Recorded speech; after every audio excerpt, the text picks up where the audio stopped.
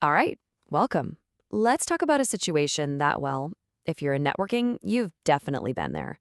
You're staring at a switch, lights blinking, you didn't set it up, users are saying the network's down, and you have to fix it like yesterday. Today, we're going to walk through a really simple but super powerful way to tackle these exact moments. And honestly, our entire game plan today is built on this one idea: 80%. Think about that. That's not some crazy complex protocol failure. It's the simple stuff.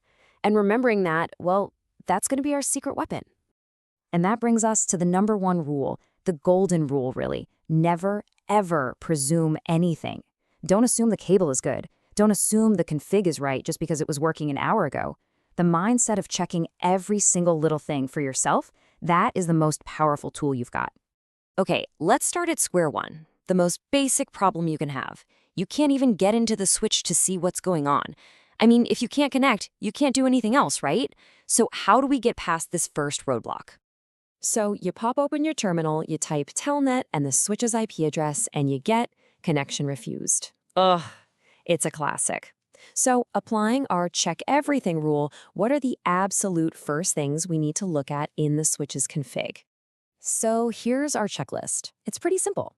First, you get console access and run show run to look at the line VT section. Is it even set up for telnet? Second, there has to be a password. No password, no entry. It's that simple. And third, and oh man, this one gets people all the time, you have to have the login or login local command. Without that, the switch won't even ask you for the password it has. And here's what a working config actually looks like. See? Underlying VTY, you've got your password, in this case it's Cisco, and then you have login local, which tells the switch, hey, when someone tries to log in, check your own user database. Every single piece has to be there for it to work. But what if the problem is even more fundamental? You can't even get a ping reply. Now, Telnet is an application that's layer 4, but ping is all about basic network addressing at layer 3. If a ping fails, it tells you the problem is much, much deeper. So where do we look now? Again, we go right back to the basics.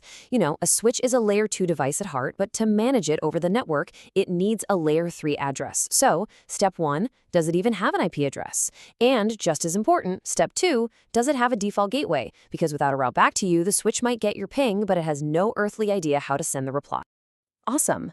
So, we figured out how to connect to the switch. We're in. Now we can move on to the next super common scenario. You can talk to the switch, but the switch isn't passing traffic correctly between the devices plugged into it. Just picture this. You've got two computers. They're plugged into the same physical switch. Their IP addresses are perfect, they're in the same subnet, the cables are fine, but they can't ping each other. What could possibly be keeping them apart? And the answer, 9 times out of 10, is VLANs.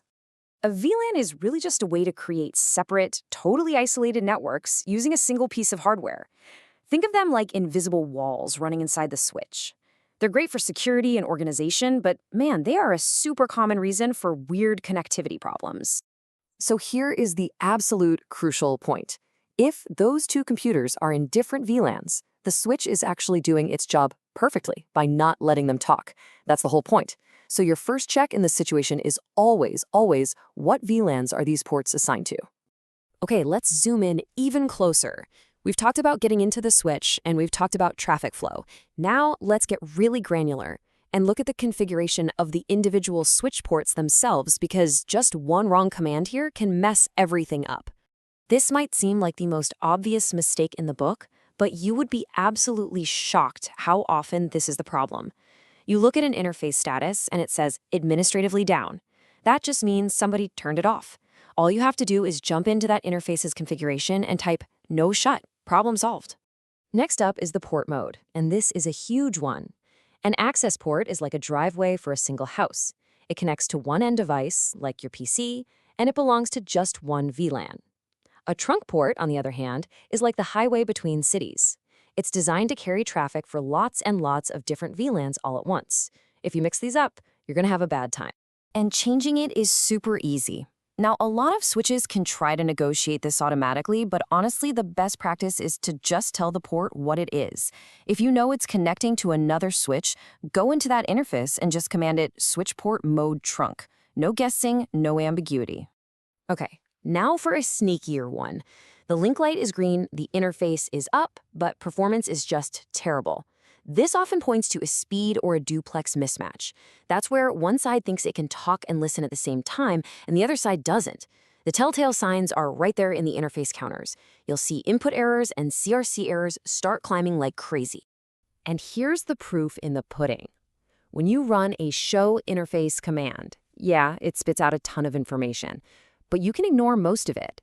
Your eyes should go straight to these counters.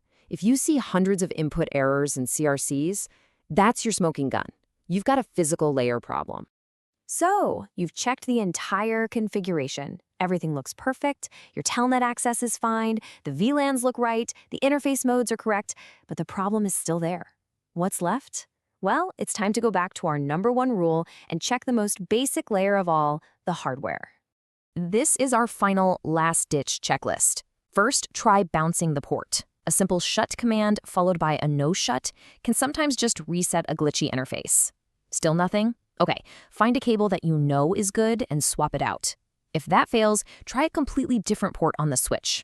And finally, don't forget to just look at the switch. The little green and amber LED lights are there for a reason. They're trying to tell you what's going on. And just like that, we've come full circle. We went from deep in the command line right back down to the physical cable in your hand. It all goes back to that one core idea. 80% of problems are the simple things, the little oversights. So I'll leave you with this question. The next time you're stuck, what's the first silly mistake you're going to check? Thanks for watching.